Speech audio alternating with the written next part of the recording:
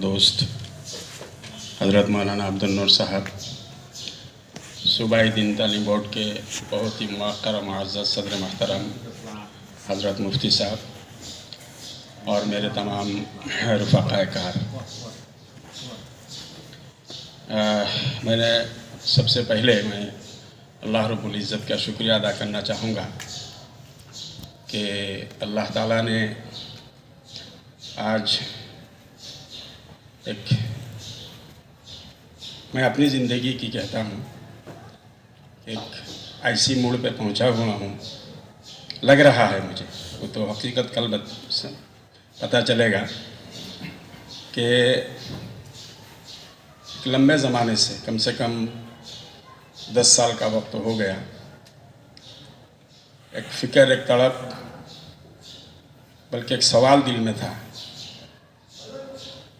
दीनी तालीम बोर्ड की खिदमत का मौका मुझे बुज़ुर्गों ने दिया, तकरीबन 20 साल हो गए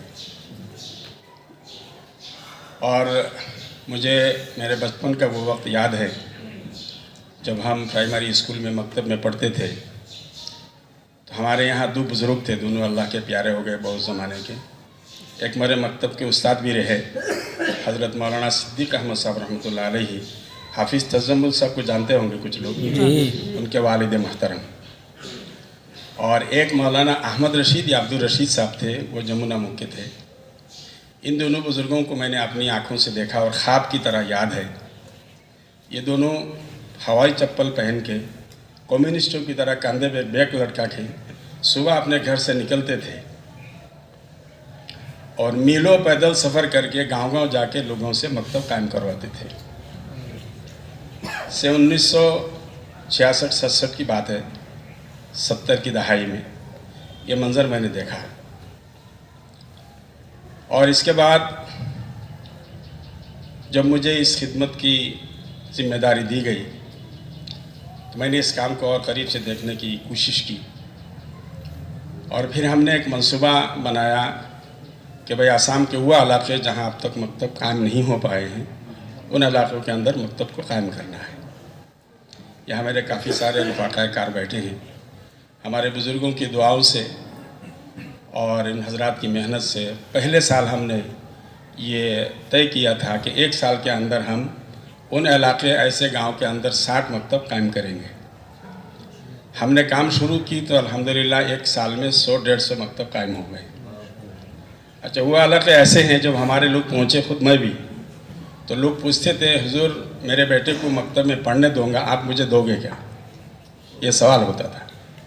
और ये सवाल की बुनियाद ये थी कि वो चर के इलाके में जो लोग रहते हैं उनके बच्चे सुबह उठ के मछली पकड़ने जाते हैं, मामूल है इनका, और घंटा 2 घंटा मछली पकड़ के 100-200 रुपये एक छोटा बच्चा कमा लेता है। तो इनका सवाल था कि इसको हम मकतब में डाल देंगे, 2 घंटा आप लोगे तो मुझे मिलेगा क्या? खैर, बुज़ुर्गों की दुआ थी, साथियों की मेहनत थी। अल्हम्दुलिल्लाह सूबाई दीनी तालीम बोर्ड के साथ 9665 मकातिब मरबूत हैं। ये बहुत बड़ी कामयाबी है, मेरी नहीं, हमारी नहीं, हमारे बुज़ुर्गों की मेहनत की, कुर्बानी की बरकत है। लेकिन गुज़श्ता 10 साल से जिस बात की फ़िक्र मुझे लगी हुई है वो ये है कि मकातिब तो कायम है, लेकिन मकतब के अंदर तालीम का जो मेयार होना चाहिए वो नहीं हो पा रहा है।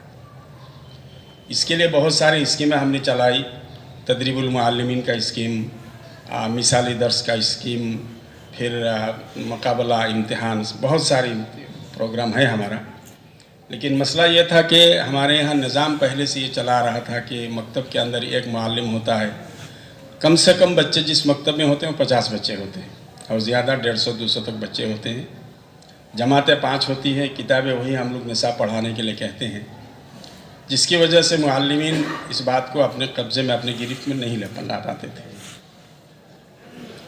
मैं अपने साथियों से, जो मेरे करीबी दोस्त हैं, जिनके साथ हमेशा अपनी दिल की बातों का मैं शेयर करता रहता हूँ, उनको मालूम है, बीच बीच में मैं ये भी कहता रहता था कि भाई मैं क्या कर रहा हूँ। 20 साल से अल्लाह ने मुझे इस खिदमत का मौका दिया,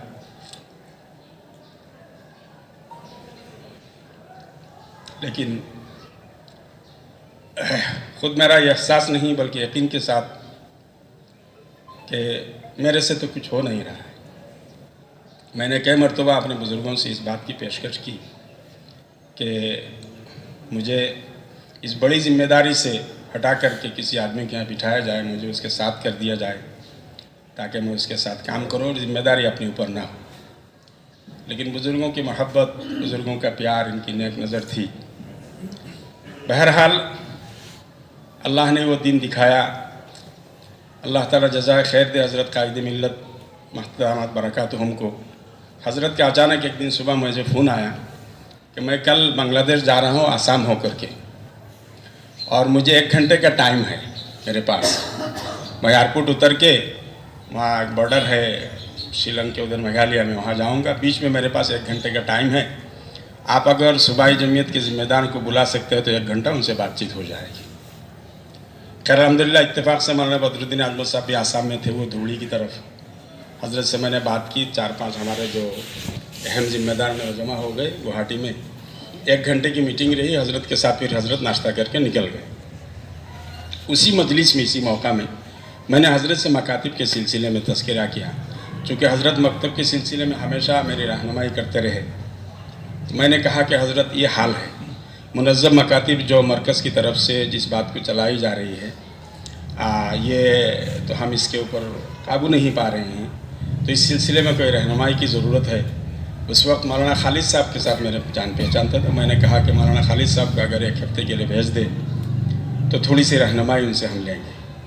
तो हज़रत फरमाए ने 1 हफ़्ते के लिए नहीं, 3 दिन के लिए आपको दिया जाएगा, मैं भेज दूँगा।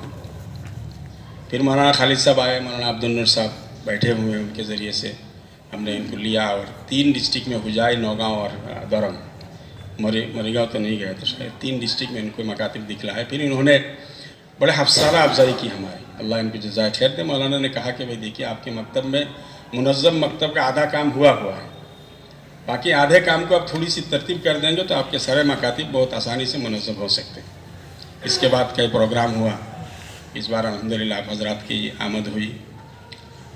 इस सर्दी का नहीं, यहाँ तो सर्दी आपके लिए मौसम तो आपके यहाँ अच्छा है, तो इतनी दूर का सफ़र आप हज़रात यहाँ करके आए, इसके लिए जितना भी हम शुक्रिया अदा करेंगे आपका कम होगा।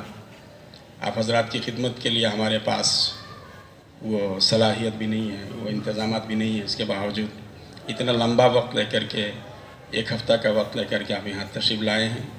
जुमा की रात से जो प्रोग्राम चल रहा है, अगरचे मैं यहाँ जिस्मानी तौर पर हाजिर नहीं हूँ, लेकिन दिन में हर रोज़ 3-4 मरतबा मौलाना अब्दुल नूर साहब से बातचीत होती रहती है।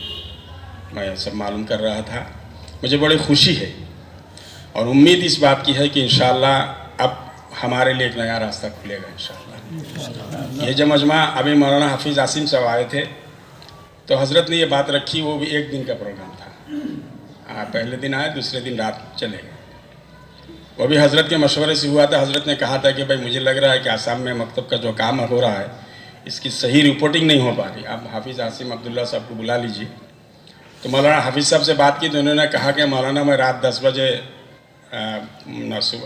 बजे पहुँचूँगा पहले दिन, और 2 दिन का वक्त रहा, तीसरी रात में फिर 10 बजे की फ़्लाइट से वापस आ जाऊँगा। तो मौलाना के ज़रिए से उनको ला कर के हमने उधर चर में लेके गए, फिर वहाँ नौगांव में प्रोग्राम किया और मौलाना ने तश्कील की मदरसे वालों की गवाही के एक निगरान का आप हज़रात जिम्मेदारी ले। कुछ लोग तैयार हो गए। इसके बाद मेरे मोहतरम मौलाना अब्दुल नूर साहब और मेरे अज़ीज़ राब्ता के दफ्तर के नाज़िम दफ्तर मौलाना इकरामुल हक साहब, हमने मशवरा करके एक प्रोग्राम बनाया और इन लोगों ने 25-30 मदरसे का दौरा किया, उनसे मुलाकातें की और मदरसे वाले लोग तैयार हो गए माशाअल्लाह। उनमें तकरीबन 25-26 लोग यहाँ, कितने नहीं मदरसे की जो है 32 लोग हैं माशाअल्लाह। 32 मदरसे वालों ने 32 अफराद को, अहबाब को इस बात के लिए ऑलरेडी तकर्रुर दे दिया कि फुल टाइम मकतब के लिए काम करेंगे।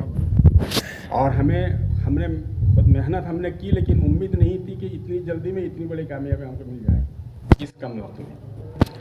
तो इंशाअल्लाह इसके ज़रिए से एक नया काम का सिलसिला शुरू होगा। हमारे सूबाई बोर्ड के ऑर्गेनाइज़र हज़रात भी यहाँ, ये लोग भी मेहनत करते हैं। इस मेहनत के लिए एक नई तरतीब इंशाअल्लाह हमारे सामने आ रही है, जहाँ तक मुझे अब तक मालूम हुआ। इंशाअल्लाह जो आपने आज 4000 मकतब का 1 साल में इंशाअल्लाह हम उसको कर लेंगे इंशाअल्लाह, उम्मीद है। अभी मुज़ाकराती इज्तिमा